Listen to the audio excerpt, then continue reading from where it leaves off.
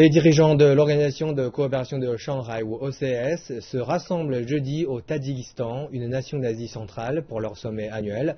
Le groupe a été fondé il y a près de 20 ans à Shanghai par la Chine, la Russie, le Kazakhstan, le Kirghizistan, le Tadjikistan, le groupe des 5 et se réunit chaque année dans un pays membre différent. Reportage. Quand les dirigeants de l'OCS se sont rencontrés l'année dernière à Bishkek, Xi Jinping devenait le nouveau président de la Chine. La frontière occidentale entre la Russie et l'Ukraine était paisible.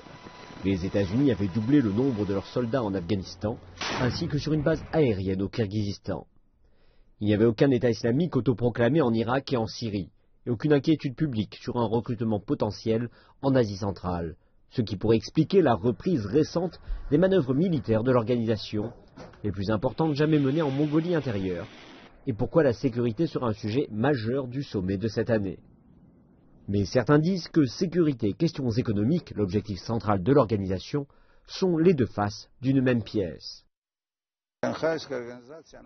L'Organisation de coopération de Shanghai a été établie à l'origine pour gérer les questions frontalières avec la Chine, mais cette question a été résolue, je pense, de façon correcte. Et aujourd'hui, l'OCS continue de jouer un rôle majeur dans le cadre de la coopération économique avec ces pays. Oui, il y a des exercices militaires, mais l'OCS n'est pas en train de devenir une organisation militaire comme l'OTAN. Elle a été et demeurera toujours en lien avec les politiques économiques. Beaucoup dépend des relations entre les deux plus larges membres, la Russie et la Chine. Leurs présidents, Xi Jinping et Vladimir Poutine, se rencontreront jeudi à Dushanbe. Ensemble, ils devraient discuter de l'expansion potentielle du groupe. Au cours du mois dernier, les deux hommes se sont rendus, individuellement, en Mongolie, envisagés comme un nouveau membre potentiel. D'autres candidats sont le Pakistan et l'Inde, un pays qui, comme la Chine, compte plus d'1 milliard d'habitants. Cependant, d'autres membres de taille moindre craignent qu'une expansion ne puisse diluer leur participation au sein du groupe. Si ces pays rejoignent l'organisation, par exemple l'Inde, alors il y aura 3 membres majeurs. Et bien sûr, le groupe accordera davantage d'attention aux objectifs de ces 3 grandes nations.